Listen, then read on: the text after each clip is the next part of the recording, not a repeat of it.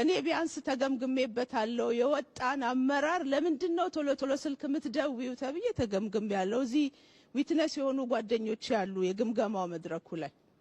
የፓስት ለመውቀስ አይደለም ያለፍንበት ሂደት ነው መማር ያስፈልጋል እየገነባን ያለው ስርዓት እየገነባን ያለው የፖለቲካ ባህል ዝም ብሎ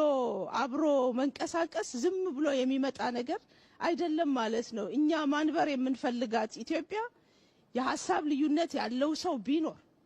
የትውልድ ልዩነት ቢኖር ይሄን ሁሉ አብሮ መያዝ እና አብሮ መሄድ አብሮ መራመድ ያስችላል አንዱ ያንዱን ዊዝደም መማር ይችላል አዲሱ ትውልድ ከነባሩ ትውልድ የሚማረው አለ ነባሩ ትውልድ ከአዲሱ ትውልድ የሚወስደው አለ ማለት ነው አዲሱ ትውልድ እየሄደ ያለበትን ፔስ ጨምሮ እይታውን ጨምሮ ሊወሰድ የሚችል ትምህርት አለ ሶ ይሄንን ትምህርት ወስጃለሁ በግሌ ማለት ነው ፕሮባብሊ የነገው ኢትዮጵያ ደግሞ ከዛሬ በላይ እጅግ በጣም ቆንጆ ትሆናለች የሚልም እምነት አለኝና እነዚህን ሁለት ሌሰኖች እና ሁለት ስሜቶች ያስተናገደ ቆይታ ነው የነበረኝ እጅግ አድርጌ አመሰግናለሁ